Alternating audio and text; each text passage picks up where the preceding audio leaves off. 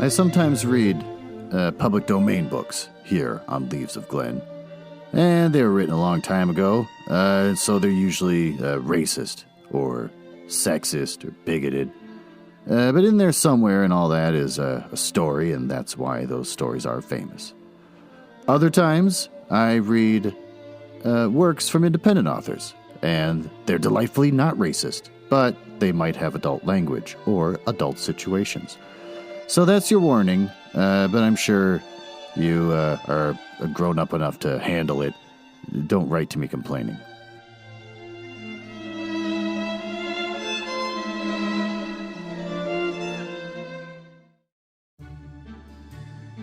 Oh, hello, and welcome to the Leaves of Glen Warriors Hut. It's a fun little bit where I pretend to live in a warrior's hut and not just recording in my basement.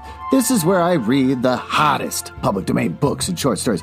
This week, I'll be reading from Robert Ervin Howard's Conan series, this story being The Tower of the Elephant. Want to learn about the author? Sure. Robert Ervin Howard, born January 22nd, 1906, and died June 11th, 1936. Robert Ervin Howard was an American writer who wrote pulp fiction in a diverse range of genres.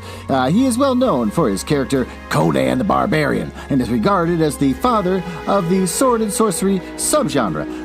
He committed suicide when he was 30 because his mom was terminally ill and he was very attached to her, which made people wonder about his mental health at the time. I was kind of pulling for this guy because I sort of thought, oh, he invented a genre.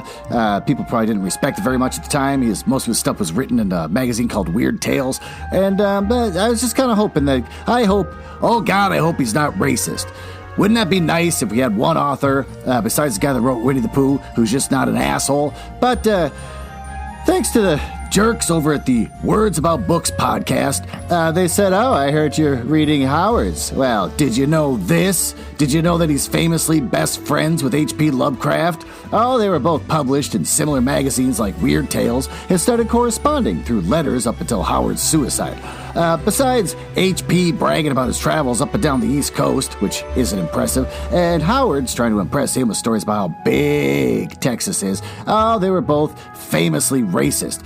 Some people tried to defend Howard as being from the South in a culture of casual racism, so you can't blame him so much for not understanding what the world's like outside of that, but also trying to fit in with the more famous H.P.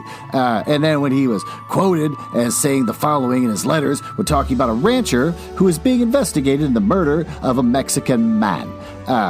Just why so much trouble was taken about a Mexican I can't understand, in reference to a trial in Honolulu where native Hawaiians were accused of rape, Howard's wrote. I know what would have happened to them in Texas. Oh, I don't know whether an Oriental smells any different when an N-word, when he's being roasted alive, but I'm willing to bet the aroma of scorching hide would have had the same chastening effect on the surviving tribesmen. So, maybe he's just trying to fit in, possibly, but that seems pretty freaking extreme. There's also a conversation between Howard and Novelyn Price that is remembered in her memoir, where she says, she wrote, I guess you know if an N-word is found on the streets after dark in Coleman, Santa Ana, and several other towns around here, oh, they run him out of town. Chances are that they might tar and feather him. And when Novelyn reacted negatively, Howard returned, let me tell you something, girl, that you don't seem to know. These people come from a different line. They have different blood. And then she also writes that in real life he is squeamish about violence and bloodshed. But he writes approvingly of racial violence in more than one instance. In a letter to Lovecraft, he has implied that he knows the smell of an N-word when he's roasting. So I don't really think that he was trying to fit in when he keeps talking about burning people. He's clearly a crap person. And with what he writes in his own books, all the races in his novels are based on existing cultures found today, with Cimmerians being Proto-Celts, and Shemites being Proto-Jewish, and Cushites being Proto-Blacks, and Africans, and the Kati were Proto-Chinese. In The Queen and Black the Coast, he writes, the Shemite soul finds a bright drunkenness in riches and material splendor. And in The Hour of the Dragon, blackguards are described as grunting in their ape-like speech.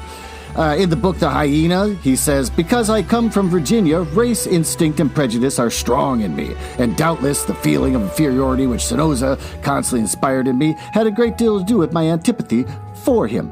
In the book The Black Khan, he says Saul Stark is a great big black devil that talks better English than I like to hear an N-word talk. I'm still going. I don't care if Phil, who sucks at battle, is currently getting his butt kicked out there right now outside of our warrior's hut, which is supposed to remind me that I gotta stop babbling and get back to the show. But I'm still going.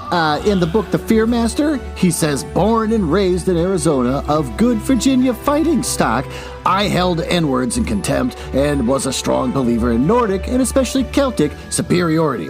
So he's just a huge pile of shit. One of Howard's close friends, Travis Clyde Smith, assures us that Howard, quote, "did not like the N-words and Jews, but would be willing to fight in a race war." So I don't think he's just trying to fit in. I think he's just a horrible guy who spent a lot of time probably daydreaming about just killing other people who weren't white. So this is the last story I'm going to read from him, and I haven't read this story beforehand. I'm just reading it out loud live. So I hope to God there isn't anything insanely racist in it. And then after that, I'm going to post this MP3 up and then slide my computer into the garbage and then try to think of something else to read for next week. But with that, let's dive into the story.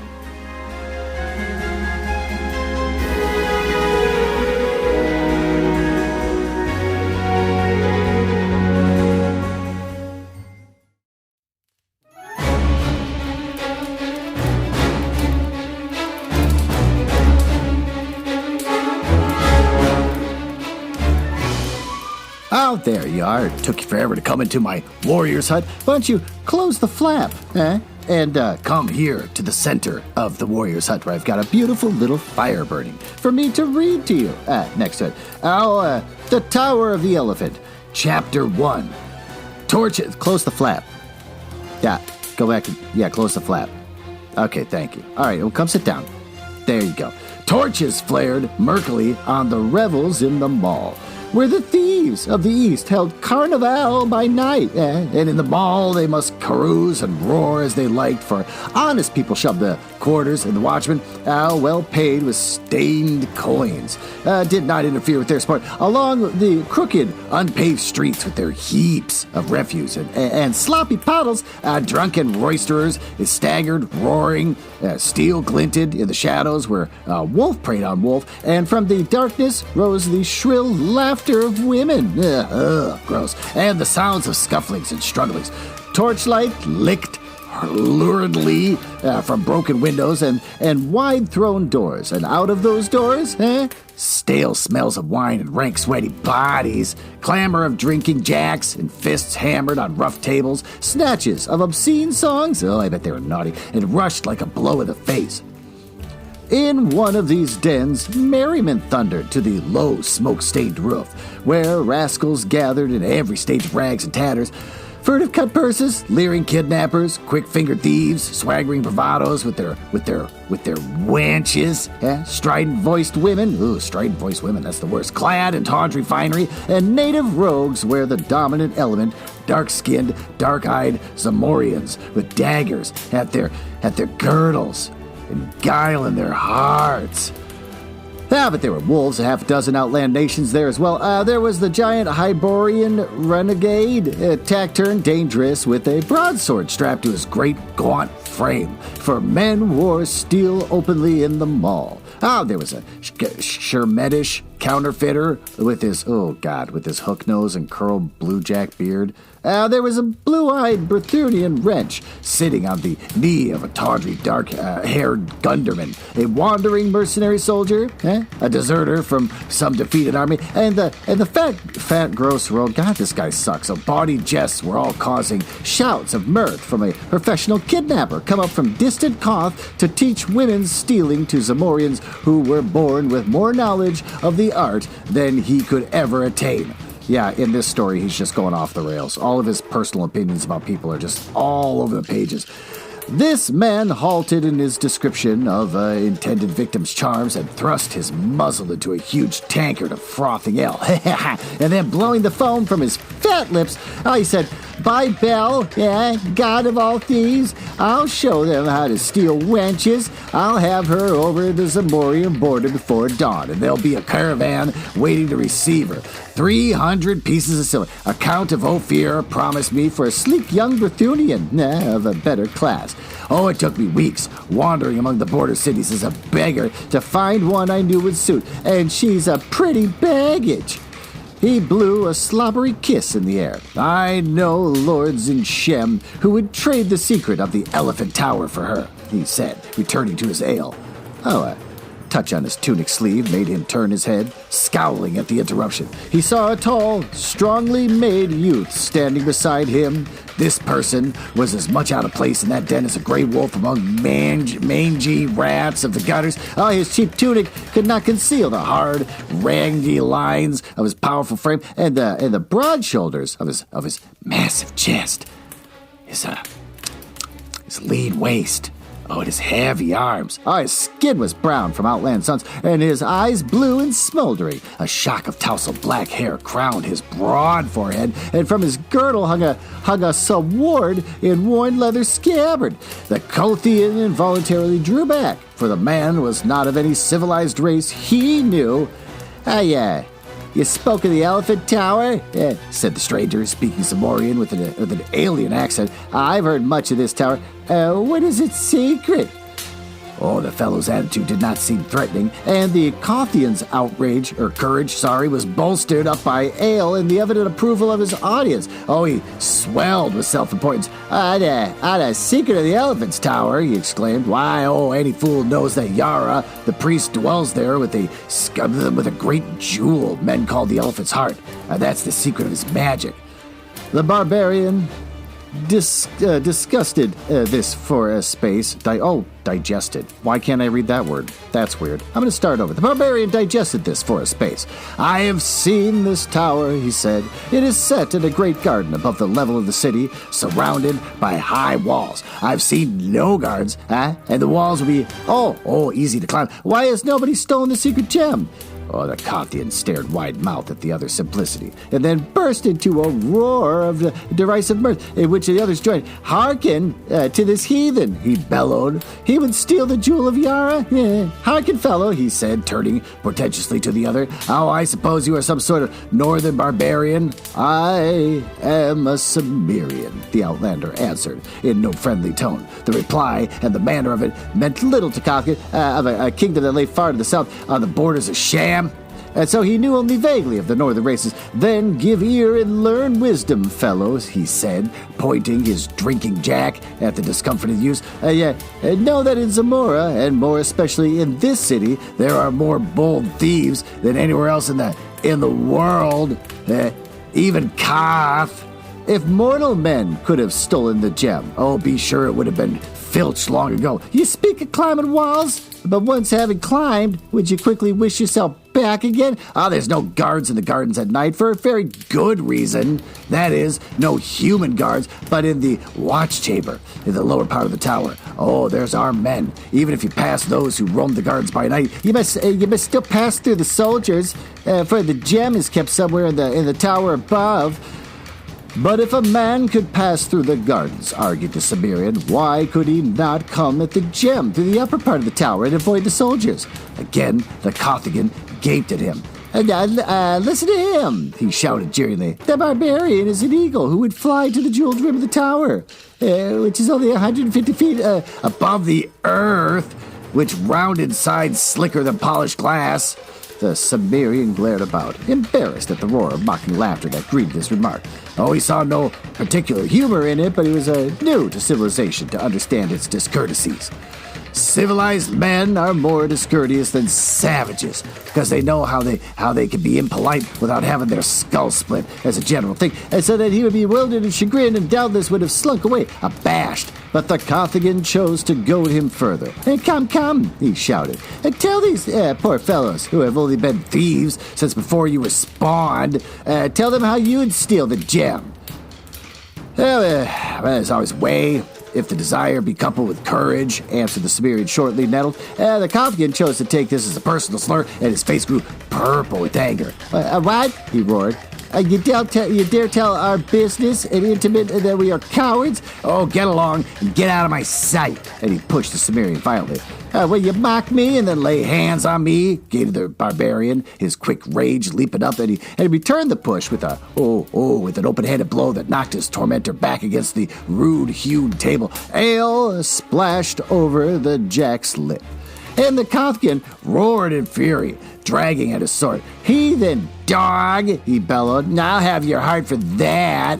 And steel flashed, and the throng surged wildly back out of the way. Finally, we're getting a fight scene, and the music's fitting for it right now. And in their flight, they knocked over the single candle.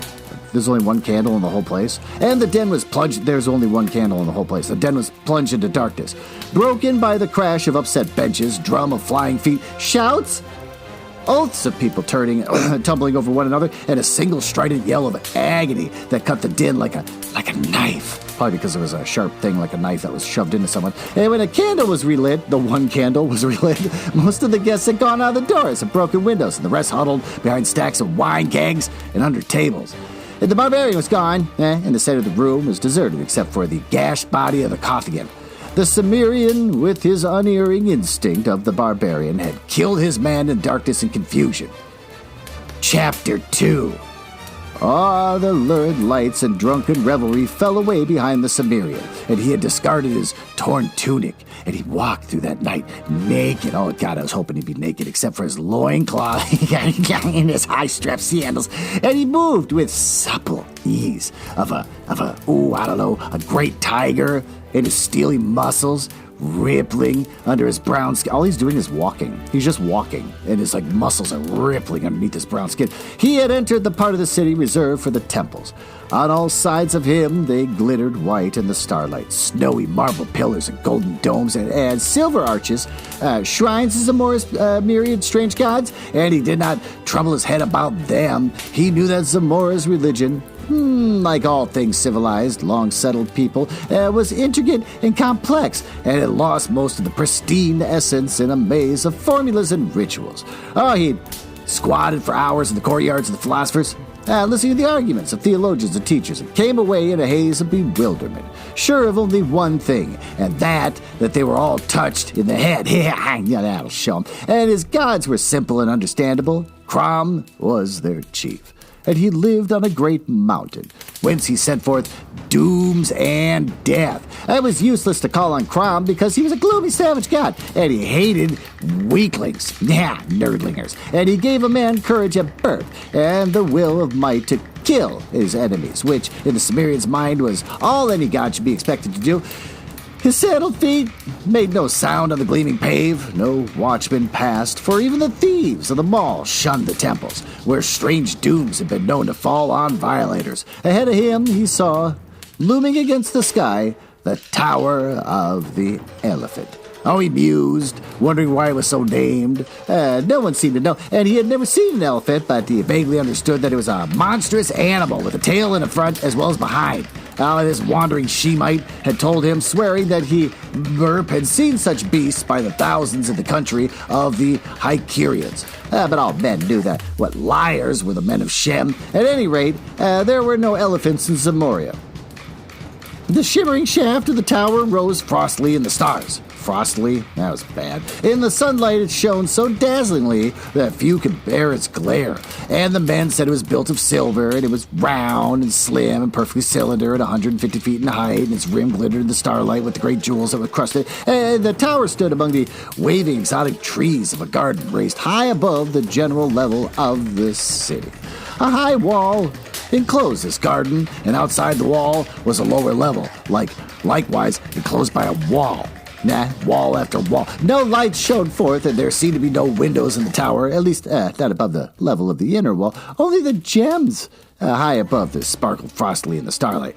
Shrubbery grew thick outside the lower or outer wall. The Cimmerian kept close and stood beside the barrier, measuring it with his eye. And it was high, but he could leap and catch the coping with his fingers, and then it would be child's play to swing himself up and over, and he did not doubt that he could pass the inner wall in the same manner. But he hesitated at thought of the strange perils which had awaited him. These people were strange and mysterious to him. They were not of his kind, not even of the same blood, here we go, as the more westerly Arthurians. Nemedians, Carthaginians, and Aquilonians, this again, whose civilized mysteries had awed him in times past. The people of Zamoria were very ancient, and from what he had seen of them, very evil. He thought of Yara, the high priest who worked strange dooms from his jeweled tower, and the Cimmerian's hair prickled as he remembered a tale told by a drunken page of the court, how Yara had laughed in the face of a hostile prince, and he held up a glowing evil gem before him, and how rays shot out blindingly from the unholy jewel. To envelop the prince, who screamed and fell down and shrank to a withered black lump that changed to a black spider, which scampered wildly about the chamber till Yara set his heel upon it. Yara came not often from the Tower of Magic, and always to work evil on some man or some nation. The king of Zamora feared him more than he feared death, and he kept himself drunk all the time because his fear was more than he could endure sober. Yara was very old, centuries old, men said, and added that he would live forever because the magic of his gem, which men called the heart of the elephant, for no better reason than they named his hold the elephant's tower.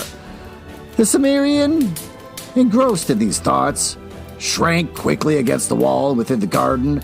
Someone was passing who walked with a measured stride. The listener heard the clink of steel, so after all, a guard did pace these gardens. And Cimmerian waited, expecting to hear him pass again, and on the next round, but silence rested over the mysterious gardens. At last, curiosity overcame him.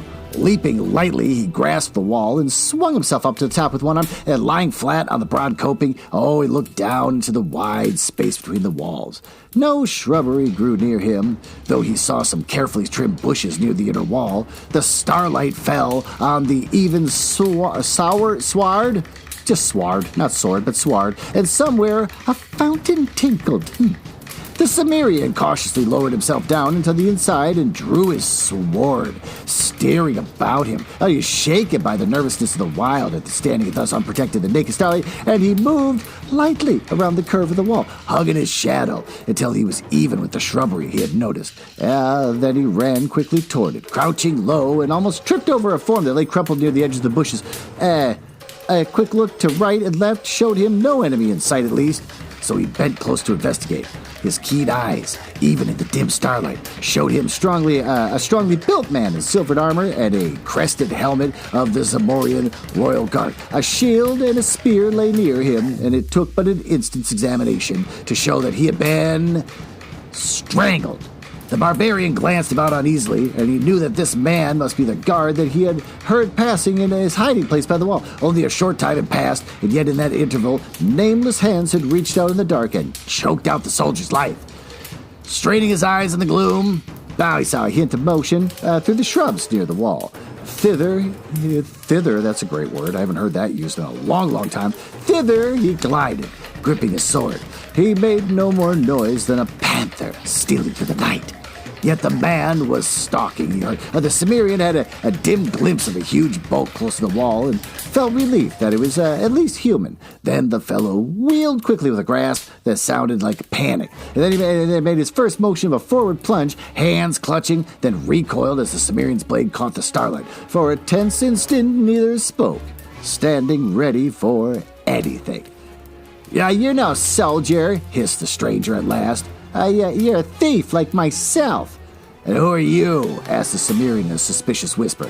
"A Taurus in the media." The Cimmerian lowered his sword. "I've heard of you. Men call you a prince of thieves." A low laugh answered him. And Taurus was tall and the Cimmerian heavier, and he was big-bellied and fat. But every movement betokened a subtle dynamic magnetism, which was reflected in the keen eyes that glinted vitally, even in the starlight. He was barefooted and carried a coil of what looked like a thin, strong rope, knotted at irregular intervals. "Who are you?" he whispered. "Conan, a Cimmerian," answered the other. "I came seeking a way to steal Yara's jewel, that men call the elephant's heart. Conan sensed the man's great belly shaking in laughter. He sensed it or he watched it. But it was not derisive. By Bel, god of thieves, hissed Taurus. I thought only myself had courage to attempt that poaching. These Zamorians call themselves thieves. Bah! Conan, I like your grit. I never shared an adventure with anyone but by Bel. We'll attempt this together. If you're willing... then you're after the gem, too? Yeah, what else? I've had my plans laid for months, but you, I think, have acted on sudden impulse, my friend. You killed the soldier? Of course, I slid over the wall when he was on the other side of the garden. I hid in the bushes, and he heard me, or thought he heard something. And when he came blundering over, it was no trick at all to get behind him and suddenly grip his neck and choke out this fool's life. He was, like most men, half blind in the dark. A good thief should have eyes like a cat. You made one mistake, said Conan. Taurus's eyes flashed angrily. A mistake? Impossible. You should have dragged the body into the bushes, said the novice to the master of the art. Oh, they will not change the guard until past midnight. Should anyone come searching for him now and find his body, they'd have to flee at once to Yara, bellowing the news and give us time to escape. Were they not to find it, well, they'd go beating up the bushes and catch us like rats in a trap. You're right, agreed Conan. So, now attend. We waste time in this cursed discussion. There are no guards in the inner garden, human guards, I mean, though there are sentinels even more deadly. It was their presence which baffled me for so long, but I finally discovered a way to circumvent them. What are the soldiers in the lower parts of the tower? Old Yara dwells in the chambers above. By that road we will come and go, I hope. Never mind asking me how. I've arranged a way. We'll steal down through the top of the tower and strangle old Yara before he can cast any of his accursed spells on us. And at last we'll try. It's the chance of being turned into a spider, or a toad. Against the wealth and the power of the world. All good thieves must know how to take risks. I go as far as any man, said Conan, slipping off his sandals. But then follow me. And turning, Taurus leapt up and caught the wall and drew himself up. The man's suppleness was amazing. Considering his bulk, he seemed to almost glide up over the edge of the coping. Conan followed him, and lying flat on the broad top, they spoke in weary whispers. I see no light, Conan muttered. The lower part of the tower seemed much like that of a portion visible from the outside of the garden. A perfect gleaming cylinder with no apparent openings. There's a cleverly constructed doors and windows, answered Taurus. But they are closed. The soldiers breathe air that comes from above. The garden was a vague pool of shadows. There were, feathery bushes, and low spreading trees, waving darkly in the starlight. Conan's weary soul felt the aura of waiting menace that brooded over it. He felt the burning glare of unseen eyes, and he caught a subtle scent that made the short hairs on his neck instinctively bristle as a dog hunting bristles at the scent of an ancient enemy. Follow me, whispered Taurus. Keep behind me as you value your life. Taking what looked like a copper tube from his girdle, the Nemedian dropped lightly to the sward inside the wall, and Conan was close behind him, sword ready, but Taurus pushed him back, close to the wall, and showed no inclination to advance himself. The whole attitude was of tense expectancy, and his gaze, like Conan's, was fixed on the shadowy mass of shrubbery a few yards away. Oh, this is so exciting. This shrubbery was shaken, although the breeze had died down, and then two great eyes blazed from the waving shadows. And behind them, other sparks of fire glinted into the darkness. Lions, muttered Conan. Aye, and by day they are kept in subterranean caverns below the tower. That's why there are no guards in this garden. Oh, Conan counted the eyes rapidly. 5 in sight. Maybe more back in the bushes. Oh, they'll charge in a moment. Be silent, hissed Taurus, and then he moved out for the wall, cautiously as if treading on razors, lifting the slender tube. Low rumblings rose from the shadows, and the blazing eyes moved forward. Conan could sense the great slavering jaws, and the tufted tails, lashing tawny sides, and the air grew tense, and the Cimmerian gripped his sword, expecting to charge and the irresistible hurtling of a giant body. Then Taurus brought the mouth of the tube to his lips. and he blew powerfully. And a long jet of yellowish powder shot from the other end of the tube and billowed out instantly into the thick green-yellow cloud that settled over the shrubbery, blotting out the glaring eyes. Taurus ran back hastily to the wall. Conan glared without understanding. The thick cloud hid the shrubbery, and from it no sound came. What is that mist? The Cimmerian asked, uneasily. Death, hissed Numidian. If a wind springs up and blows it back upon us, we must flee over the wall. But no, the wind is still, and now it's dissipating. Wait until it vanishes entirely. To breathe it is death. Presently, only yellowish shreds hung ghostly in the air, and they were gone. And Taurus motioned his companion forward, and they stole toward the bushes, and Conan gasped. Stretched out the shadowy lay 5 great tawny shapes. The fire of their grim eyes dimmed forever. A sweetish cloying scent lingered in the atmosphere. They died without a sound, muttered the Cimmerian. Taurus, what was that powder? Oh, it's made from black lotus, whose blossoms weave in the lost jungles of Kahiti, where only the yellow-skulled priests of Young dwell. All those blossoms strike dead any who smell of them. Conan knelt beside the great forms, assuring himself that they were indeed beyond power of harm. He shook his head. The magic of the exotic lands was mysterious and terrible to the barbarians of the north. Why can you not slay the soldiers of the tower the same way? He asked. It's because that was all the powder I possessed. Obtaining of it was a great feat, in which itself was enough to make me famous among thieves of the world. I stole it out of a caravan found in Stygia, and I lifted it in its cloth gold bag out of the coils of the great serpent which guarded it, without awakening him. But come, in Baal's name, are we to waste the night in discussion?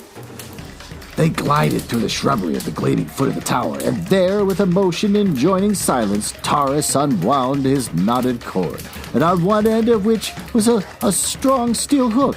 Conan saw his plan, and asked no questions, and immediately gripped the line short distance below the hook and began to swing it about his head. And Conan laid his ear to the smooth wall and listened, but he could hear nothing. Evidently, the soldiers within did not suspect the presence of intruders who had made no more sound than the night wind blowing through the trees. But a strange nervousness was on the barbarian. Perhaps it was the lion smell which was over everything. Well, that's interesting enough. Why don't we, retire over there about 3 feet away, where I've got a bunch of yak pelts. I can't really have the master bedroom where I read to you romantic books and we lie around naked and have kind of a romantic evening, getting sensual, my little pet. No, instead, we're going to go over these yak pelts and just lay down. And I'll just read to you the latest upcoming romance novels from Penguin Random House Books.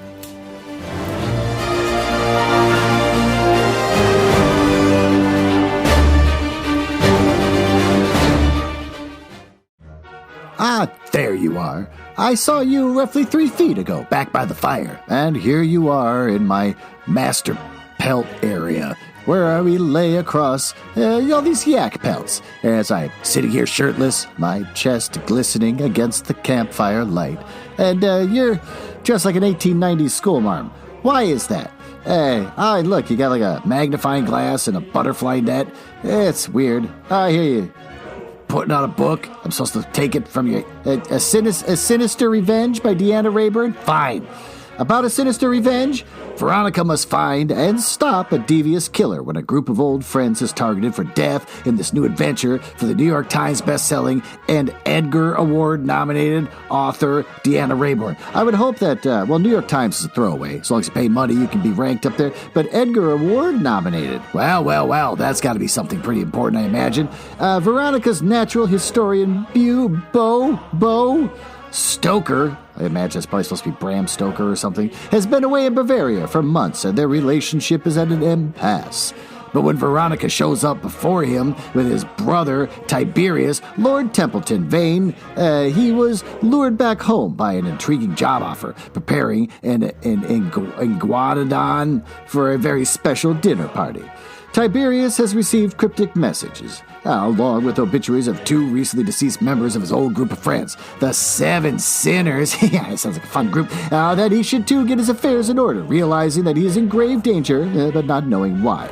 He plans a reunion party for the remaining sinners at his family estate to lure the killer out while Veronica and Stoker investigate. As the guests arrive and settle in, the evening's events turn deadly.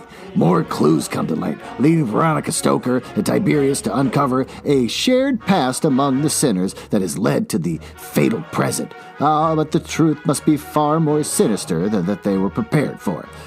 Well, that sounds pretty boring. A adventure sleuth novel, A Sinister Revenge by Deanna Rayborn. You can get it for $28 March 7th from Amazon, Barnes & Noble Books, AmelianBookshop.org, Hudson Booksellers, IndieBound, Powell's, Target, and Walmart.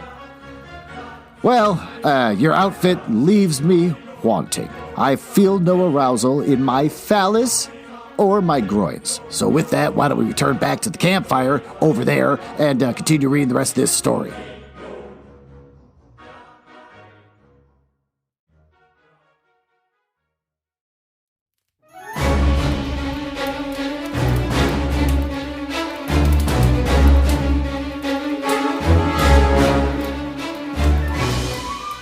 There you are. You're back over here, over by the campfire, and I see you're still wearing the dress. That's fine. I don't care. It doesn't impress me. It doesn't fit with the times of the warrior's hut, which is probably what I find so insulting and not attractive. But you decided to wear it anyways, even though I had the people outside the hut singing that jaunty song that's supposed to inspire romance, but you chose to be a turd. Well, with that, let's dive back into the story. Taurus threw the line with a smooth, rippling motion of his mighty arm. Oh, the hook curved upward and inward in a particular manner, it's hard to describe, and vanished over the jeweled rim. It apparently caught firmly, for cautious jerking and then hard pulling did not result in any slipping or giving. Yeah, good, that's nice. Luck, the first cast, murmured Taurus. It was Conan's savage instinct, which made him wheel suddenly, for the death that was upon them made no sound. A fleeting glimpse showed the Cimmerian the giant tawny shape, rearing upright against the stars, towering over him for the death stroke. No civilized man could have moved half so quickly as the barbarian moved. Oh, his sword flashed frostily, that's dumb, in the starlight with every ounce of desperate nerve, and threw behind it, and the man and beast went down together.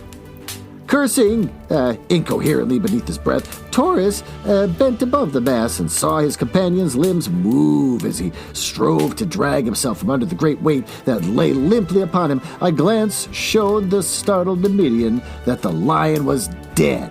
Its slanting skull split in half and laid hold of the carcass by his aid, and Conan thrust it aside and clambered up, still gripping his dripping sword. Are you hurt, man? Gasped Taurus, still bewildered by the stunning swiftness of the touch-and-go episode. No, by Crom, answered the barbarian, but that was as close a call as I've had in a life now wasted.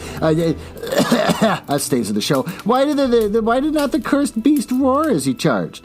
Oh, all things are strange in this garden, said Taurus. The lions strike silently, and so do other deaths. But come, little sound was made in that slaying that the soldiers might have heard, that they might not asleep or drunk. The beast was in some other part of the garden and escaped the death of the flowers, but surely there are no more.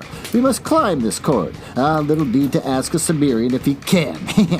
And if it will bear my weight, grunted Conan, cleansing his sword on the grass. It will bear thrice my own, answered Taurus. It was woven from the tresses of dead women. What?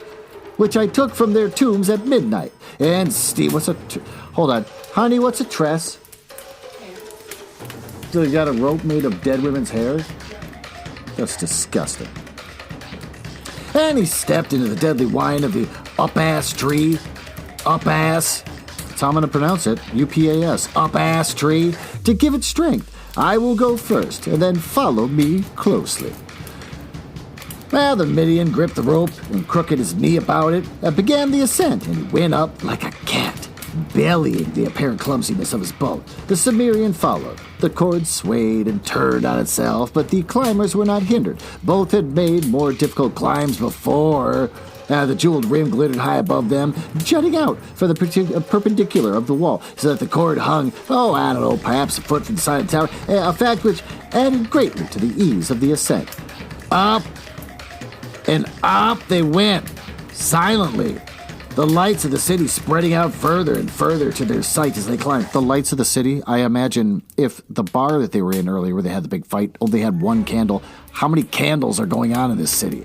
Each house has got to probably only have one. How many lights? I'll let it go. The stars above them more and more dimmed by the glitter of the jewels along the rim. Now Taurus reached up a hand and gripped the rim itself, pulling himself up and over. Conan paused for a moment on the very edge, fascinated by the frosty jewels whose gleams dazzled in his eyes. Diamonds, rubies, emeralds, and sapphires, turquoises, moonstones, set thick as stars in the shivering silver. At a distance, their differing gleams had seemed to merge into a pulsing white glare, but now, at close range, they shimmered with a million rainbows. Oh, the lights hypnotizing with their scintillations. There's a fabulous fortune here, Taurus, he whispered, but the Numidian answered impatiently. Come on, if we secure the heart, these of all other things shall be ours. Conan climbed over the sparkling rim. The level of the tower's top was some feet below the gemmed ledge. It was flat, composed of some dark blue substance set with gold and caught the starlight, so that the whole looked like a wide sapphire flecked with shining gold dust. Across from the point where they had entered, there seemed to be a sort of chamber built upon the roof. Oh, it was of the same silvery metal as the walls of the tower, adorned with designs, worked in smaller gems. Its singular door was of gold, and its surface cut in scales, encrusted with jewels that gleamed like ice. Conan cast a glance at the pulsing ocean of lights which spread far below them, and then glanced at Taurus. The Median was drawing up his cord and coiling it. Oh, that dead woman's hair. Just coiling it around. Gotta keep this dead woman's hair. Can't let this go. He showed Conan where the hook had caught. A fraction of an inch of the point had sunk under a great blazing jewel on the inner side of the rim. Oh, that's awesome. Luck was with us again, he muttered. One would think that our combined weight would have torn that stone out. Follow me! The real risks of the venture begin now. We are in the serpent's lair, and we know not where he lies hidden. Like stalking tigers, they crept across the darkly gleaming floor and halted outside the sparkling door. With a deft and cautious hand, Taurus tried it. Oh, it gave without resistance, and the companions looked in, tensed for anything. Over the Numidian's shoulder, Conan had a glimpse of glittering chambers, the walls, the ceiling, the floor, which were crusted with great white jewels, which were lighted up brightly, which he seemed only an illumination. It seemed empty of life. Before we cut off our last retreat, hissed Taurus, you go to the rim and look over on all sides. And if you see any soldiers moving in the gardens or anything suspicious, return and tell me, and I will await you within this chamber. Conan saw scant reason in this, and a faint suspicion of his companion touched his wary soul. But he did as Taurus requested, and as he turned away, the Median slapped inside and the door, and he drew it shut behind him, and Conan crept about the rim of the tower, returning to the starting point without having seen anything suspicious in the vaguely wavering sea of leaves now. Oh, he turned toward the door. Suddenly, from within the chamber, there sounded a strangled cry. The Cimmerian leapt forward, electrified, and the gleaming door swung open, and Taurus stood framed in the cold blaze behind him, and he swayed with his lips parted, but only a dry rattle and burst from his throat, and he, catching at the golden door for support, he lurched out upon the roof, and he fell headlong, clutching at his throat. Oh, the door swung to behind him, and Conan, crouching like a panther at bay, saw nothing in the room behind the stricken Numidian, and in the brief instant the door was partly open, unless it was not a trick of the light which made him seem as if the shadow darted across the gleaming door. Oh, nothing followed Taurus out on the roof, and Conan bent above the man. The Numidian stared up with dilated, glazing eyes that somehow held a terrible bewilderment. His hands clawed his throat, his lips slobbered and gurgled, and suddenly he stiffened, and the astounded Cimmerian knew that he was dead. He felt that Taurus had died without knowing what manner of death had struck at him, and Conan glared bewilderingly at the cryptic golden door. In that empty room with its glittering jeweled walls, death had come to the Prince of Thieves, as swiftly as mysteriously as it dealt doom to the lions and the guards below. Gingerly, the barbarian ran his hands over the man's half-naked body, seeking a wound, but only the marks of violence between his shoulders, high up near the base of his bull neck, the 3 small wounds, which looked as if 3 nails had been driven deep into the flesh and withdrawn. The edges of these wounds were black, and the faint smell of putrefaction, I'm going with that, was evident. Poison darts, thought Conan, but in the case of missiles, should still be in the wounds. Cautiously, he stole toward the golden door, pushed it open, and looked inside. The chamber lay empty, bathed in the cold, pulsing glow of a myriad of jewels, and in the very center of the ceiling, he idly noted a curious design, a black, 8-sided pattern, in the center of which 4 gems glittered. I get it, there's a lot of gems everywhere, with red flame, unlike the white blaze of the other jewels. Across the room, now there was another door, like the one that he just stood, except that it was not carved with a scale pattern. It was a door from which death had come, M dash, and having struck down its victim, had it retreated by the same way? Closing the door behind him, the Siberian advanced into the chamber. His bare feet made no sound on the crystal floor. There were no stairs, or chairs, or tables, or chamber. Only 3 or 4 silken couches embroidered with gold and worked in strange serpentine designs. The silver-bound mahogany chests were sealed with heavy golden locks, and others lay open, their carven lids thrown back, revealing heaps of jewels in a careless riot of splendor in the Siberian's astounded eyes.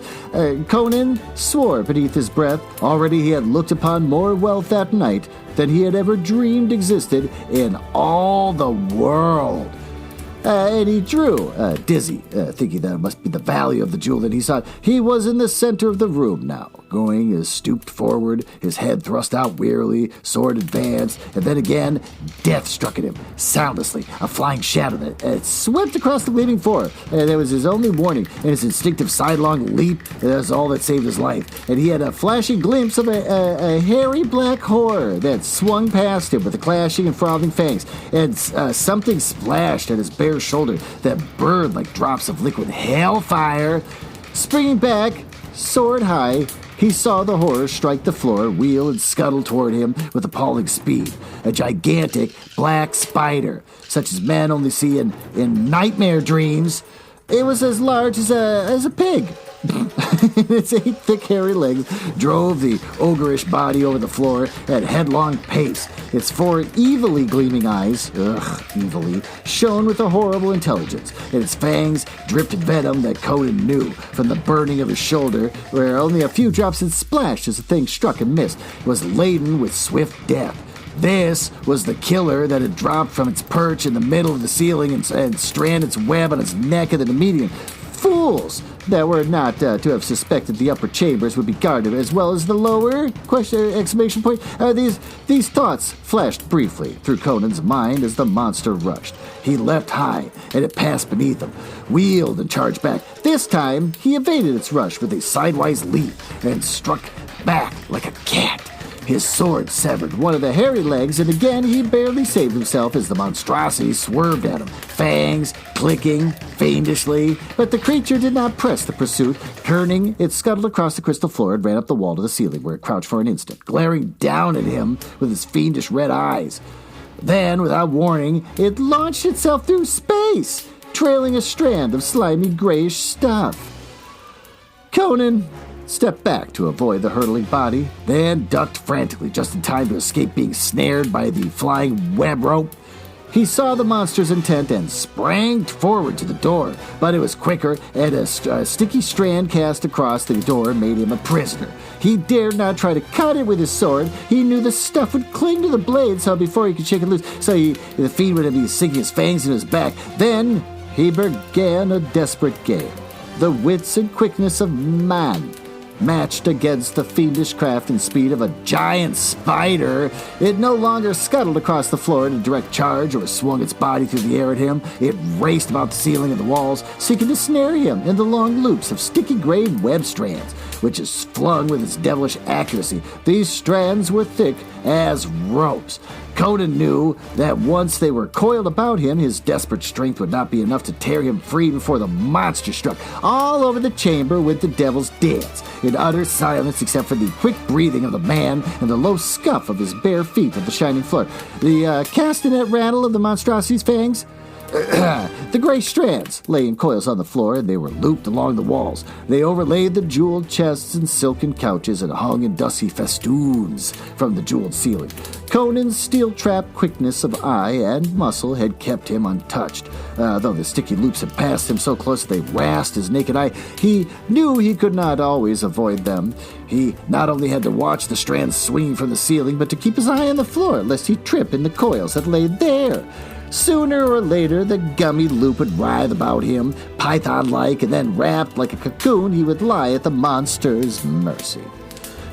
Well, the spider raced across the frame floor, the gray rope weaving about behind it. Conan leaped high, clearing a couch, and then with a quick wheel and a fend, he ran up the wall and the strand, and leaping off the floor like a live thing, he whipped about the Cimmerian's ankle, and he caught himself in the hands as he fell, jerking frantically at the web which held him like a pliant vise, or the coil of a python. The hairy devil was racing down the wall to complete his capture. Stung to frenzy, Conan caught up a jeweled chest and hurled it with all his strength. It was a move the monster was not expecting.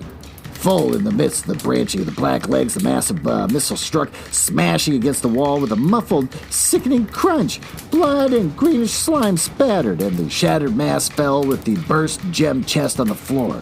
The crushed black body lay among the flaming riot of jewels that spilled over it. The hairy legs moved aimlessly. The dying eyes glittered redly among the twinkling gems. Conan glared about, but no other horror appeared. And then he set himself to working free of the web. The substance clung tenaciously to his ankle and his hands, but at last he was free, and taking up his sword, he picked up his way along the great coils and loops to the inner door.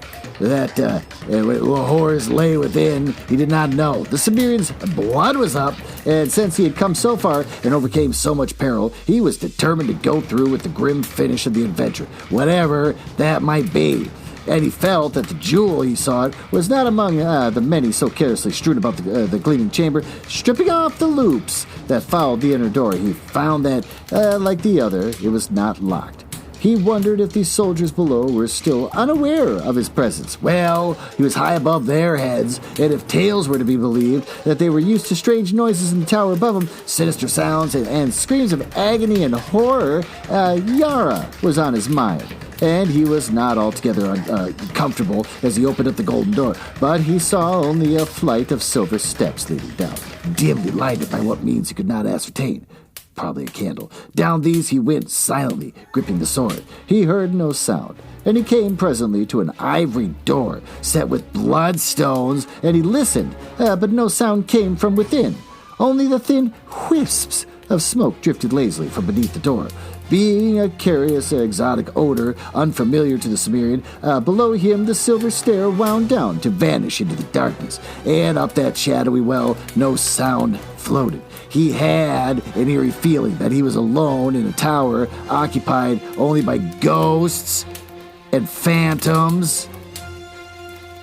Well, here we go. Chapter 3.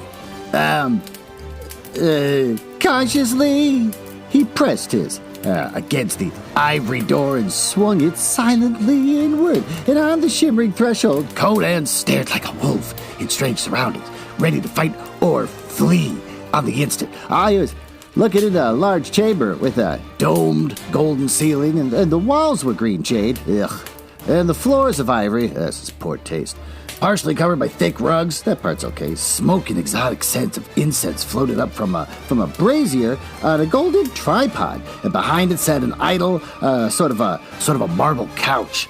Conan stared aghast. The image had the body of a man, naked.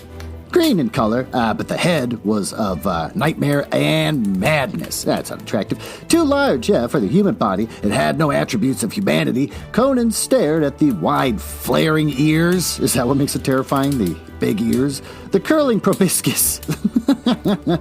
I'm not exactly sure what a proboscis is. I think I know what it is. Let's just make sure. The nose of a mammal. All right, fine. I figured that was what it was. I was hoping it was something else more disturbing. And on either side of... So big ears and a big nose, apparently. On either side of which stood white tusks, tipped with golden balls. All the eyes were closed as if in sleep. This, then, was the reason for the name. The Tower of the Elephant. For the head of the thing was much like that of the beast described in Shemitish Wanderer. This was Yara's god. Where then should the gem be, but concealed in the idol? Oh, since the stone was called the elephant's heart? As Conan came forward, his eyes fixed on the motionless idol. Oh, the eyes of the thing opened suddenly! Exclamation point. The Cimmerian froze in his tracks with no exclamation point. It was no image. It was a living thing. And he was trapped in its chamber. That did not exactly explode in a burst of murderous frenzy is a fact that measures his horror, which paralyzed him where he stood. A civilized man in his position would have sought doubtful revenge in the conclusion that he was insane. It did not occur to the Cimmerian to doubt his senses. He knew he was face to face with the demon of the Elder World. The realization robbed him of all his faculties except sight. The trunk of the horror was lifted and quested about. The topaz eyes stared unseeingly, and Conan knew the monster was blind. With the thought came a thawing of his frozen nerves, and he began to back silently toward the door. Oh, but the creature heard. Oh, the sensitive trunk stretched toward him, and Conan's horror froze him again when the being spoke. In a strange stammering voice that never changed its key or timbre. The Cimmerian knew that those jaws were never built or intended for human speech. Who is there? Have you come to torture me again, Yara? Will you never be done? Oh, yeah, Kosha. Is there no end to the agony? Tears rolled from the sightless eyes, and Conan's gaze strayed to the limbs stretched on the marble couch. And he knew the monster would not rise to attack him. He knew the marks of the rack and the searing brand, the flame, and the tough-souled as he was, he stood aghast at the ruined deformities which his reason told him had been once limbs as comely as his own. And suddenly all fear and repulsion went from him, to be replaced by a great pity. Oh, what this monster was, Conan would not know. But the evidences of its sufferings were so terrible and pathetic that a strange aching sadness came over the Cimmerian, and I knew not why. He only felt that he was looking upon a cosmic tragedy, and he shrank with shame, as if the guilt of a whole race were laid upon him. I'm not Yara, he said. I am only a thief, and I will not harm you. Come near, that I may touch you, the creature faltered, and Conan came near unfearingly, his sword hanging forgotten in his hand. The sensitive trunk came out and groped over his face and shoulders, as a blind man gropes, and its touch was light as a girl's hand. You're not of Yar's race of devils, sighed the creature. The clean, lean fierceness of the wasteland marks you. Oh, I know your people from old, whom I knew by another name a long, long ago, when another world lifted its jeweled spires to the stars. There is blood on your fingers. That a spider in the chamber above and a lion in the garden, muttered Conan. You have slain a man too this night, answered the other. And there is death in the tower above, I feel. I know. I, muttered Conan, the prince of all thieves lies there dead from the bite of a vermin.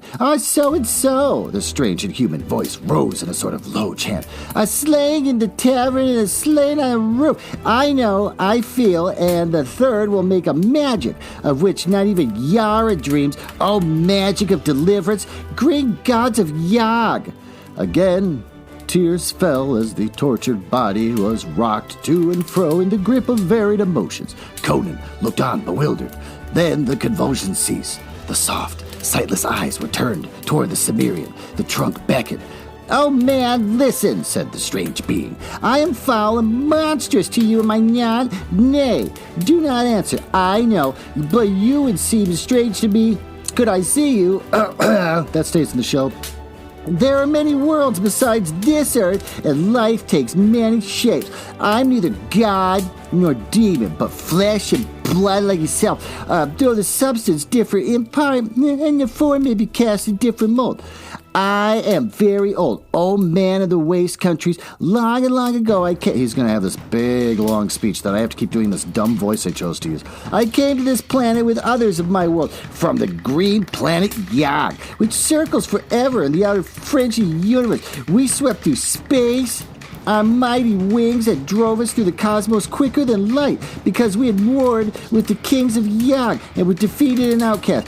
But we could never return, for on earth our wings withered from our shoulders, and here we abode, apart from earthly life. Oh, we fought the strange and terrible forms of life, which we then walked on earth, and then we became feared, and we were not molested in the dim jungles of the past where we had our abode. We saw men grow. This is going on forever. We saw men grow from the ape and build the surrounding cities of Vassula, Camila, Camorta, and other sisters. We filled for the marines of the thrust and the Hathors, the Atlantis, of the Picts and Luthers. We saw the oceans rise in the Gulf of Atlantis and Lemuria on the Isles of the Picts and the shining cities of civilization. We saw the survivors of Pictum and the Atlantis build on their Stone Age empires and go down in ruin, looked at bloody wars, and we saw the Picts sink into abysmal savagery. They're just throwing all these terms of cities, names, and stuff like we're supposed to care. The Atlanteans into apedom again. We saw new savages drift southward and conquering ways from the Eclectic Circle to build a new civilization. New kingdoms called Numidia and Koth and Aquilonia and their sisters. We saw you people rise under a new name from the jungles of the apes that had been Atlanteans. We saw the descendants of the Lemurians who had survived the cataclysm rise again through the savagery of the Ride of the West, now Archaeans, and we saw the race of devils, survivors in ancient civilizations that were before the Atlantis sank and came once more to the culture and power and accused kingdom of Zamora. All of this we saw, neither abiding nor hindering in the immutable cosmic law, and one by one we died. For we of Yag are not immortal, though our lives are the lives of planets and constellations. At last I alone was left, dreaming of old times among the ruined temples of the jungle lost Kahiti, worshipped as a god by the ancient yellow-skinned race. Oh, Christ, the yellow-skinned race. Jesus Christ, that's right, Kahiti's supposed to be Asian. Then came the Yara, versed in a dark knowledge handed down through the days of barbarism since before Atlantis sank. He's still going. First, I'm not doing the voice anymore. He sat at my feet and learned wisdom.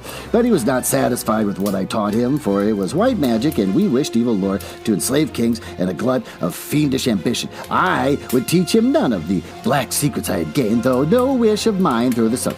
Oh, the wisdom was deeper than I had got. This is page after page. With guile, I would stab him. He'd be talking with his little trunk, trying to touch me, this little girlish touch, and then I just put a sword right through his goddamn mouth. With a guile gotten from the dusky tombs of the dark Stygia, he trapped me into diverging a secret that I had not intended to bear. Oh, turning my own power upon me, he enslaved me. Oh, gods of Yag, my cup has been bitter since that hour. He brought me out from the jungles of Kahiti, where the great gray apes danced to the pipes of the yellow priests, and offering the fruit of the wine, heaped my broken altars. No more was I a god to kindly jungle folk. I was a slave to a devil in human form. Again, tears stole from the unseeing eyes. He pent me in the tower which he commanded I built for him in a single night, and by fire and rack he mastered me, and then the strange unearthly tortures which you would not understand. In agony, I would long ago have taken my own life if I could, but he kept me alive, mangled, blinded, and broken, to do his foul bidding, and for 300 years I have done his bidding. From this marble couch, blackening my soul with the cosmic sins and staining my wisdom with crimes, because I had no other choice. Yet not all my ancient secrets has he wrested from me, and my last gift shall be the sorcery of the blood and the jewel.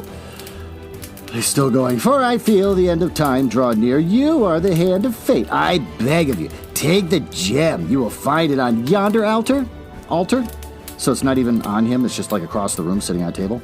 Conan turned to the gold and ivory altar indicated and took up a great round jewel, clear as crimson crystal, and he knew that this was the heart of the elephant. Now for the great magic, the mighty magic, which as earth has not seen before and shall not see again through a million of millenniums. And my lifeblood I conjure it by blood born on the green beast of Yag, dreaming as far poised in the great blue vastness of space. Take your sword, man, and cut out my heart. Then squeeze it so the blood will flow over the red stone. And then go you down these stairs and enter the ebony chamber where Yara sits, wrapped in a lotus dreams of evil.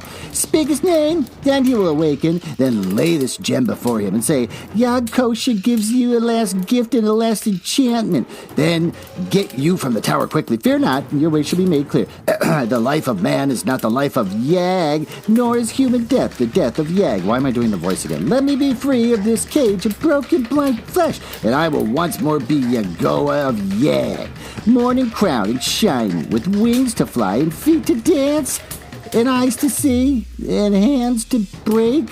Break what?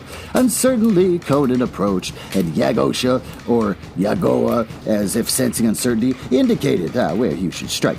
Conan set his teeth and drove the sword deep, thank God. Blood streamed over the blade in his hand, and the monster started convulsively to lay back and quite still. Sure that life had fled, or at least that life as he understood it, Conan set to work on his grisly task, and quickly brought forth something that he felt must be the strange being's heart, though it differed curiously from any he had seen. Holding the still pulsing organ over the blazing jewel, he pressed it with both hands, and a rain of blood fell on the stone. And to his surprise, it did not run off. It soaked into the gem as water is absorbed by a sponge. Holding the jewel gingerly, he went out of the fantastic chamber and came upon the silver steps. He did not look back, but he instinctively felt that some sort of transmutation was taking place in the body of the marble couch, and further felt that it was a sort of not to be witnessed by human eyes. He closed the ivory door behind him, and without hesitation descended the silver steps. It did not occur to him to ignore the instructions given him.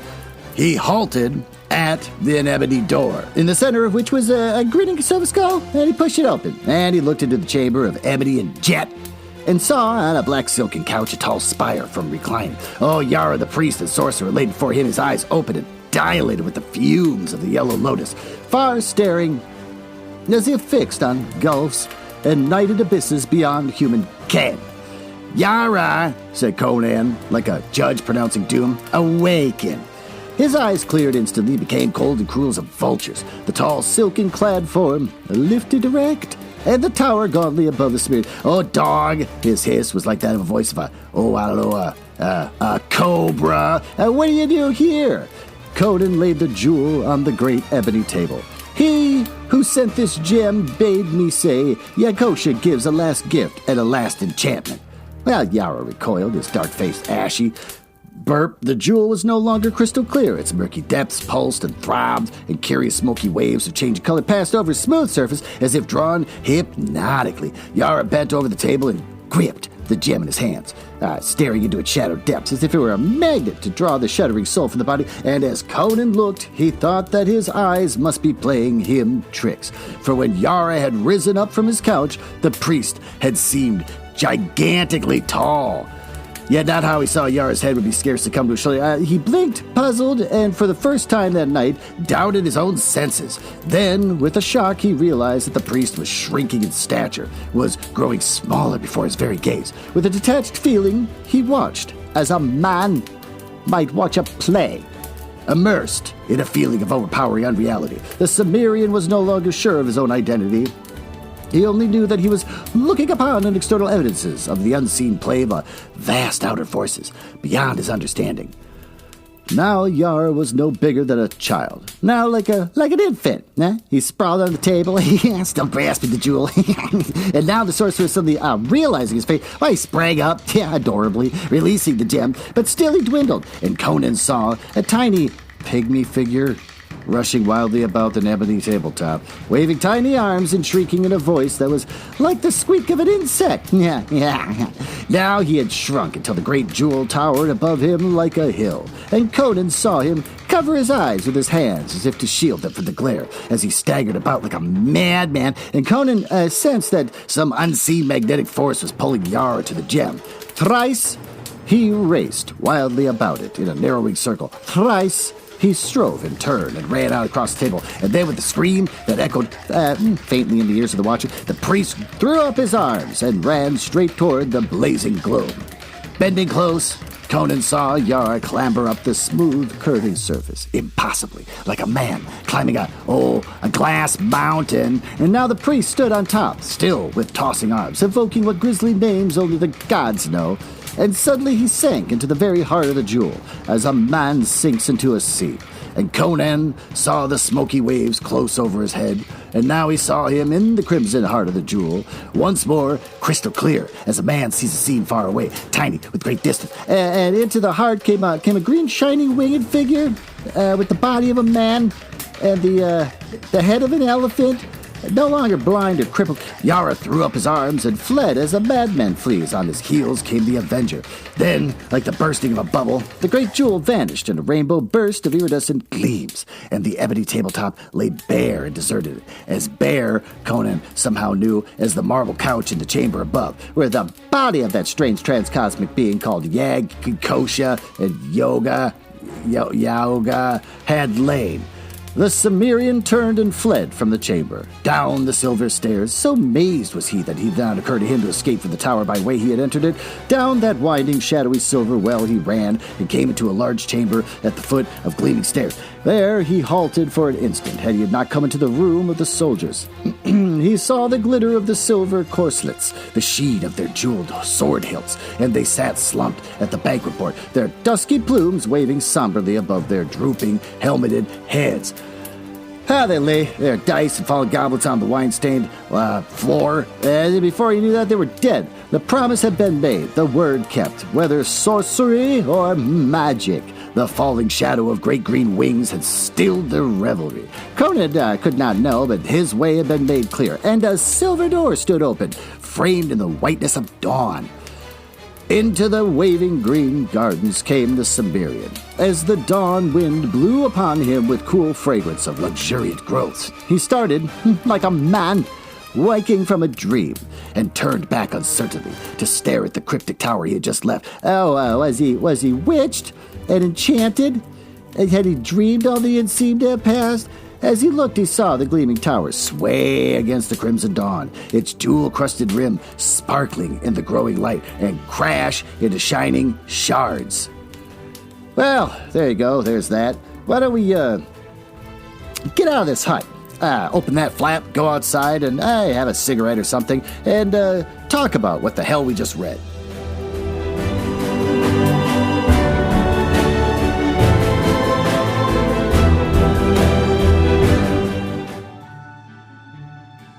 Well, there you are. Close the flap. So, what did we learn in this story? We learned that these stories are not connected. The previous story that we read, the Phoenix on the Sword, was just kind of about Conan. He wasn't really involved, and then just sort of like a wizard who got to be evil, and then it just kind of ended there. You think the next story in the lineup is supposed to carry on from that, but nope. Now Conan is just out on an adventure. It's like watching a Saturday morning cartoon, like watching He-Man. Every episode barely connected to the last. So, what do we learn? Conan, a man of adventure, just decided to go find this castle because he just really wanted the riches. And so no one could get the heart of the elephant. He's like, I could get it. I'm Conan. And so he blows out their one candle that lit up the entire bar, apparently. And then he beats everyone up and gets the heck out of there. Gets to the castle. He meets of course, every character in this book has to fit some kind of weird stereotype. A guy who's overweight. So great. A guy who's overweight. He wound up being a master thief, but he got killed, even though he was prepared to drug tigers and whatever else. And so then it's up to Conan to finish it himself. So he goes and he finds the elephant statue-looking thing, and it's a pathetic cosmic creature, probably taken from his friendship with H.P. Lovecraft. And so, blah, blah, blah, my wings don't work. Kill me, and I'll make it worth your while. So, kills him, puts the blood all over the gem, gives it to the evil wizard, who becomes a tiny man, and comedically gets sucked into the actual gem, where apparently the elephant guy is sitting there waiting, and they have like a kind of Tom and Jerry running around chasing each other kind of scene inside the gem. And then the gem disappears, and then that's it. So Conan walks out with nothing. Nothing at all. He didn't even try to pry off one of the gems on the outside of the tower or nothing. He's just like, well, sucks to this, and just walked out of the tower, and then the story ends. What's good? I think if I hadn't learned how racist this author is, I might have actually enjoyed this. It's got everything you're looking for if you're looking for campy sort of sword and sorcery adventure. It's not the most creative thing in the world, but, the guy kind of invented it. So, you got the action, you got the tigers, you got jolly master thieves, and whatever else. So it's, technically good. You got the magic happening and all that stuff. You have a quest. The quest is completed. It's basically everything a guy who plays a lot of Dungeons and Dragons would look forward to. Except the thing is once I learned about how these races that he's got in here that he will not stop listing off. The elephant would not stop talking about the entire history of every one of these races and lands and peoples and but once you learn about how they're based on other races in an unflattering way, then you can start to pick them out. The yellow-skinned Kalides or whatever they're called. Great. I just read that on the air, knowing the history and context behind it. So, but I mean, it's good. The story's good. It's good for kids, I imagine. Kids would read it and like it. What sucks? The racism. And once you know his racist background, it ruins all the stories, because then all of a sudden you start to see how he's talking about all these other races in his stories, because they're all racist races. What do we learn? Don't make friends on the internet. You make friends on the internet, and then you tell that friend, I gotta go do this thing. I'm gonna read this book for my podcast. And then that friend on the internet, words about books, says, you think you kind of like that, huh? Well, prepare to have your heart crushed with all this information. And then they gave me all the information about his friendship with HP and his general race. Literally gave me the articles. Here, read this. Try not to walk into a lake with rocks in your pockets. And so, is ignorance bliss? If I didn't know all this, I would have said, well, that's not the worst thing in the world. Maybe I'll read one more. It's not like I'm going to define my life by it. It's not like it's kids in the 2000s reading Harry Potter. Oh, God, they can't stop dressing like it and going to the dumb website to find out what their Patronus is. It's not like I was going to do that, but, I might have enjoyed myself. But nope, instead, knowledge is power. Now I know how horrible he is, and I don't want to read anything he's ever written ever again. Which one's better? I have no idea. All I know is I'm not talking to words about books anymore. Well, next week, I'm gonna get a makeover. Since Twitter's kind of dead, I realized I've got to take this show to the next level. So I'm giving it a makeover. And with that, next time you see me, oh God, you won't even recognize me. You're like, oh, Glenn. Oh, look at that. You're not the same guy anymore. You seem more dynamic and attractive. And so, and then I'll say, yeah, but there's still old Glen in here. You can't take the Glen, you can take the podcast down. Well, all right, I'll see you next week.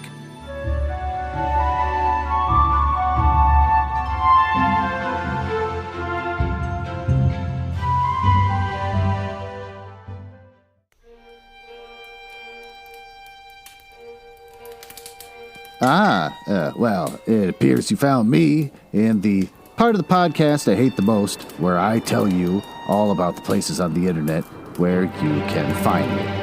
You can tell I hate this because of the sound effects making it sound like a stormy night in the drawing room of the damned. Now, there's that. Are you cool? I like cool people. It's the reason why I got involved in this business to begin with, just to meet cool people, not losers. So if you're cool, feel free to go over to my website, nuzzlehouse.com. You can see a backlog of everything I've ever read, but no one uses that anymore because they all use TikTok. Am I ever going to get on TikTok? No. But if you want to look at my dead Instagram, it's at HouseNuzzle. I also have Twitter, which I use the most, which is also conveniently at HouseNuzzle. And since I think you might be cool, you can always just email me directly. glen.nuzzles@gmail.com. But don't email if you're a nerdlinger or a dork. Now, back to business. Can't believe I drank all of them already. There's got to be one left.